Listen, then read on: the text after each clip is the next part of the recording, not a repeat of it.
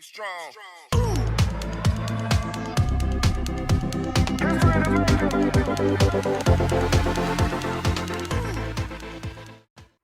So hello everyone, it's Cleo's here. Are you ready to get started? Let's get started. So hello everyone. Our lesson this week is the Gibeonites tricked Joshua, and it's from Joshua chapter 9, verses 1 through 21. So now I'm going to send you over to Miss Latoya for a memory verse and prayer, and I'll see you right back here in just a minute.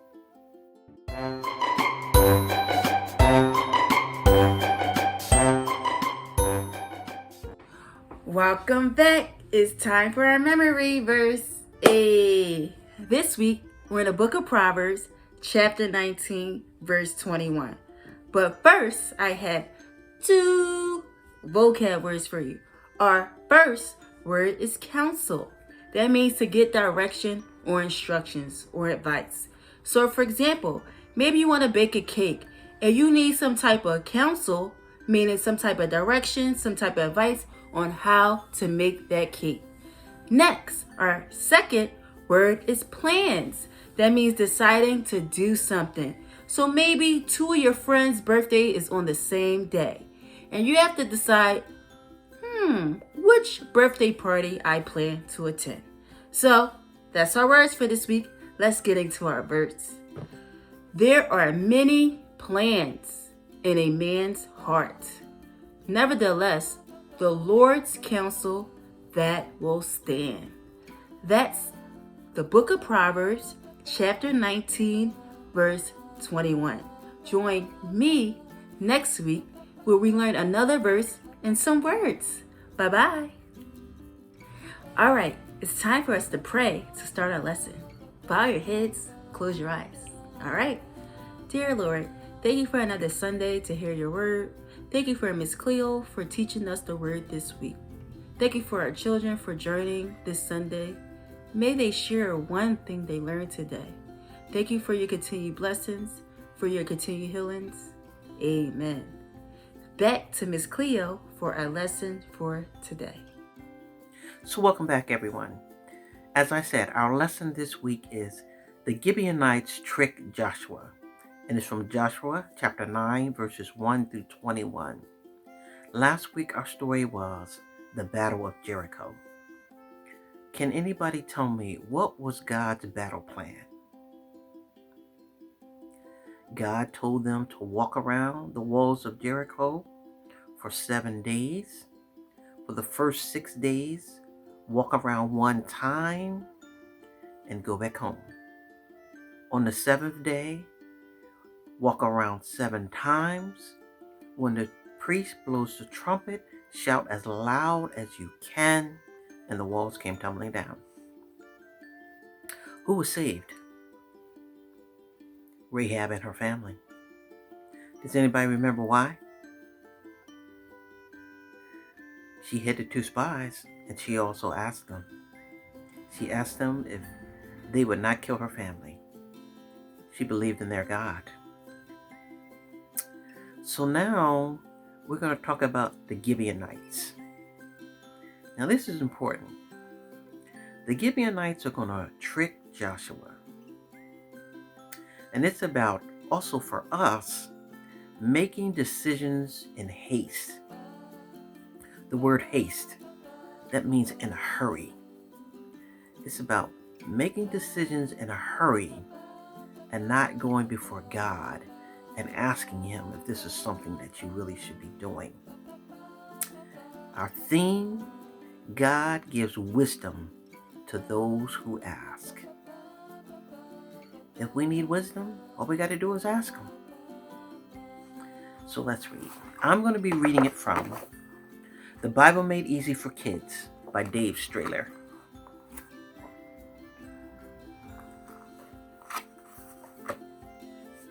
When the people of Gibeon heard how Joshua had defeated Jericho and Ai, they thought of a scheme to trick him. A group of them made as though they were messengers who had traveled a far way. They tied worn-out sacks to their donkeys and took leather wine pouches that were cracked and dry. They put on old sandals and wore tattered clothes. The Gibeonites really lived in the land of Canaan. And now last week when we saw that Joshua and God had taken over Jericho, the Gibeonites also live in a city of Gibeon.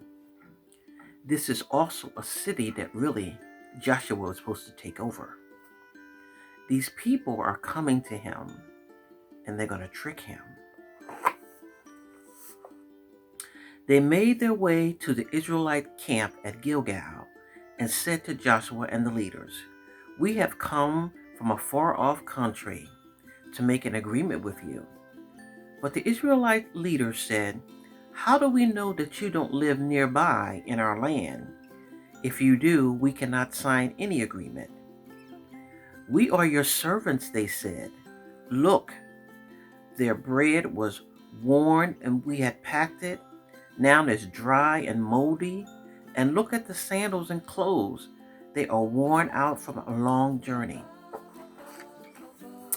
The Gibeonites are not telling the truth. Not everybody wanted to fight the children of Israel. They had just saw what God had did for them in Jericho. God had also taken over a city named Ai. They saw what God did for them when he took them out of Egypt. Now, everybody there didn't want to fight.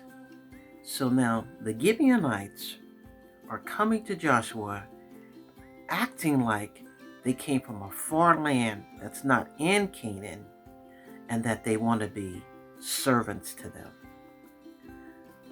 Joshua really doesn't realize that they are their neighbors. They live next door to them, not too far away, and that really they live in a city that they should not be making agreement with them. So now they're coming with old bread and their clothes are a little tattered, a little torn, and they're saying that we just want to be servants of you. Let's see what Joshua and the other leaders do. The leaders believed them because of what they saw, but they did not ask the Lord about it. So Joshua made peace with them and agreed not to fight against them. The Israelite leaders also made a promise that they would not attack them. Now, integrity. Integrity means to be honest, to keep your word about stuff. And this is what we're going to see with the Israelites. They're going to display integrity. Just reading on. However, a few days later, they heard that these people lived in Gibeon, close to where the Israelites were. But the Israelites had to keep their promise, and so they did not go to war with them.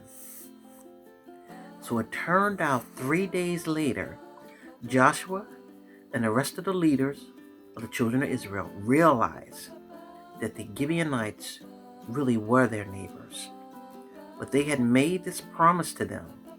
And even though they had been deceived, they had been tricked, they kept their word. They did not go to war with these people. And where I mentioned integrity, that's the quality that they had, where they were honest and they kept their word. And we as Christians should have that same quality of integrity. Because when we don't, we misrepresent our God. Because our God always keeps his promises.